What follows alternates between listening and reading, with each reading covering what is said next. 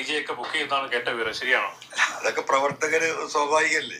19 കൊല്ലത്തിന് ശേഷം ഒരു മണ്ഡലം തിരിച്ചു പിടിക്കുമ്പോൾ അതിനനുസരിച്ചിട്ടുള്ള പ്രവർത്തകരുടെ ആവേശം ഉണ്ടാവുമല്ലോ. നമ്മൾ ആ പ്രവർത്തകരൊന്നും നമ്മൾ നിരുത്സാഹപ്പെടുത്താൻ പോയിട്ടില്ല. 1001% എനിക്ക് കോൺഫിഡൻസ്. അത്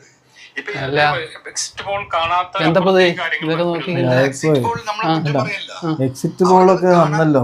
റിസൾട്ട് എന്താവുന്നേ ഇതിപ്പോ എന്താ വെച്ചാലേ ഇപ്പൊ തന്നെ DJ ഒക്കെ ഓരോരുത്തരൊക്കെ ബുക്ക് ചെയ്തിട്ടുണ്ട്. ഇതൊക്കെ റിസൾട്ട് ഒക്കെ വന്നിട്ട് ഇതിപ്പോ നിങ്ങളതേ അവസ്ഥ തന്നെ. എന്ത് ഞങ്ങൾ കളിന്റെ റിസൾട്ടിന് മുമ്പിന് ഇവിടെ ഞങ്ങള് അതായിരുന്നു ഇതായിരുന്നു എന്നൊക്കെ പറഞ്ഞു നടക്കിയല്ലോ. ഇവിടെ ഇലക്ഷൻ നടക്കുമ്പോഴാണ് അതിന്റെ അടിയിൽ കൂടി വേറെ നിങ്ങൾ ടീമിന്റെ തിങ്കളാഴ്ച ഇവിടെ പാറും. അല്ല ഇന്നലെ എന്ത് മാറി അതല്ല നോക്കേണ്ടത്. കളിയില് കിളി മാറി. കിളി അല്ല നിങ്ങളെ ക്യാപ്റ്റന്റെ കിളി വെക്കണ. നിങ്ങൾ ടീം തോറ്റിട്ടു ഞാൻ ഉഷാറായി കളിച്ചു ഞാൻ ആസ്വദിച്ചു. ഭയങ്കര ഫണ്ണായിരുന്നു എന്നൊക്കെ. മൂപ്പര് കളിച്ചിട്ടില്ല എന്നുള്ളായിരുന്നല്ലോ ഇത്രയും കാലത്തെ പ്രശ്നം എല്ലാവർക്കും. മൂപ്പര് കളിച്ചത് മൂപ്പര് കളിച്ചാലും കുഴപ്പം. അല്ല മൂപ്പര് ഇപ്പൊ കളിച്ചിട്ട് ഇപ്പൊ എന്താ ഉണ്ടായത് ഇപ്പൊ ടീമിന്? നല്ല ഉഷാറായി ബാറ്റ് ചെയ്തു, ഉഷാറായി ബോൾ ചെയ്തു. പിന്നെ അപ്പൊ ക്യാപ്റ്റനാണ്, ഒരു ടീമിന്റെ ക്യാപ്റ്റനാണ്. അപ്പൊ തോൽവി ഉണ്ടാവുമ്പോ അതിനനുസരിച്ചുള്ള കുറച്ച് നിരാശയും അടുത്ത കളിയിലേക്ക് മെച്ചപ്പെടും എന്നൊക്കെ പറയലൊക്കെ ഉണ്ട്. അതൊന്നുമില്ല. ഞാൻ പിച്ചില് പോയി, ഞാൻ ആസ്വദിച്ചു, ഞാൻ ഉഷാറായി കളിച്ചു. ചോദിച്ച ചോദ്യങ്ങൾക്ക് മൂപ്പര് ഉത്തരം പറഞ്ഞല്ലേ. അപ്പൊ സങ്കടം ഇപ്പൊ എല്ലാവർക്കും ഉണ്ടാവൂലേ. പിന്നെ ഓറുള്ള ആൾക്കാര് സങ്കടം ഇങ്ങനെ പുറത്ത് കാണിച്ചൂല. അത്ര നിങ്ങള് ആ വലിയ സ്കോറൊക്കെ എടുത്തപ്പോ സിമ്പിൾ എന്ന് പറഞ്ഞ് നിൽക്കേനോ. ഞങ്ങളെ ടീം കണ്ട അടിച്ചാണ് തുടങ്ങിയപ്പോ നിങ്ങളെ വലിയ വലിയ ബോളർമാർക്കൊക്കെ കിളി പോയി. എന്താ ചെയ്യണ്ടെന്ന് അറിയില്ല. ബുംറയ്ക്ക് ബോൾട്ടിന് ആർക്കാന്നൊന്നുമില്ല. എന്നിട്ട് പിന്നെ ഒരു ചങ്ങായിനെ ഇമ്പാക്ട് സബ്ബാക്കി ഇറക്കിക്കാണ്. എന്നിട്ട് ഓനെ എന്ത് ബോൾ എന്തിനാ ഈ ബോൾ എണ്ണാന്ന് വെച്ചേക്കും അത് ബോൾ എടുത്തോർത്ത് നിൽക്കാനോ.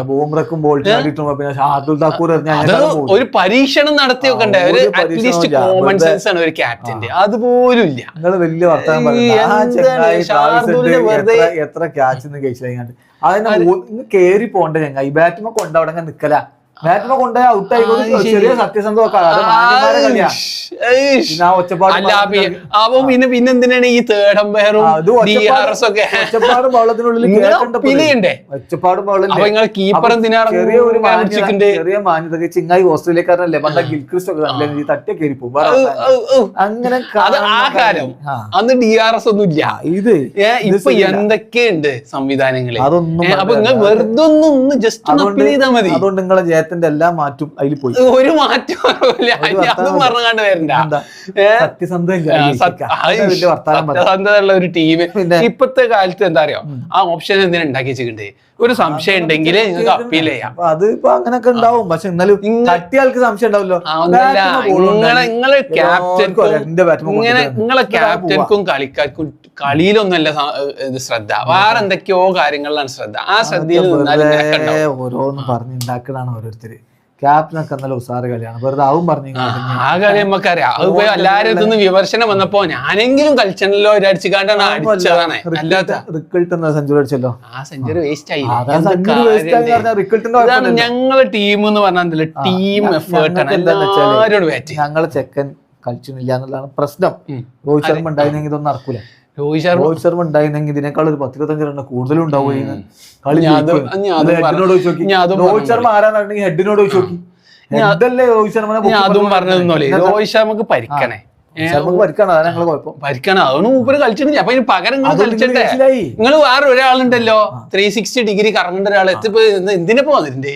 എന്തിനാ വരണ്ടേ? 5 റൺസാണ് എടുത്തത്. വെറുതെ വന്നുകാണ്ട് 2 കുത്തൽ ഇതൊക്കെ കുത്തിക്കാണ്ട് ഇങ്ങനെ പറഞ്ഞാണ്ട് ഒരു 4 ഒക്കെ അടിച്ചുകാണ്ട് ഇങ്ങനെ നിൽക്കണം. അതോടുകൂടി കഴിഞ്ഞെന്ന് വിചാരിക്കാം. ഈശാൻ കിഷൻ അതിന്റെ മുമ്പത്തെ കളിയിലൊക്കെ കളിച്ചിട്ട് ഈ ചെങ്ങായി കൂറുമാറ്റം ഇപ്പൊ ഇന്ത്യയിൽ വലിയ വിഷയമുള്ള കാര്യമൊന്നുമല്ലല്ലോ. എല്ലാരും ഇന്ന് അപ്പുറത്ത് ഇപ്പുറത്തൊക്കെ ആവുന്നുണ്ട്. അപ്പൊ കളിയിൽ ഇത് ഫ്രാഞ്ചൈസി ക്രിക്കറ്റ് അല്ല, പൈസ കൊടുത്തുകാണ്ട് മേടിച്ചേ. അപ്പൊ ഓൻ ഇവിടെ കളിച്ചു അത്രല്ലേ ഉള്ളൂ. അതാണ് കൂറുമാറ്റം എന്നല്ല ഇവിടുത്തെ വിഷയം. ഓൻ കൂറുള്ളവനാ. ഓനറിയാം അന്നെ വളർത്തിയത് മുംബൈ ആണ്. വെറുതെ നിതച്ചേച്ചിനൊക്കെ സങ്കടം പോയി. അങ്ങനെ വേണം. അത് നന്ദിയുള്ള അങ്ങനെ നന്ദിയും കാര്യമാണ് ഇങ്ങനെ നിൽക്കാനൊന്നുമല്ല ഞങ്ങളുടെ ടീമിന്. ഓന ഫസ്റ്റ് ബോൾ തന്നെ ഔട്ടായി പോകുന്നേ. അത് ആര് ഗസൻഫർ എന്ന് പറഞ്ഞപ്പോ എല്ലാ കളിയിലും കഴിഞ്ഞ 5 കളികളായിട്ട് 2 വിക്കറ്റ്. അത് അതിന്റെ മുമ്പത്തെ ബാറ്റ്സ്മാനൊക്കെ നന്നായിട്ട് ഇങ്ങനെ അടിച്ചപ്പോൾ ആ ഫീൽഡ് അടിച്ചപ്പോ ഔട്ടായി. അത്രല്ലേ ഉള്ളൂ. അതിനുശേഷം വന്നോലൊക്കെ എന്താ ഉണ്ടായത്? ക്ലാസ്സിന് അടിച്ച് പിന്നെ മറ്റേ അറോറെ മറ്റേ ആ ചങ്ങായി അടിച്ച്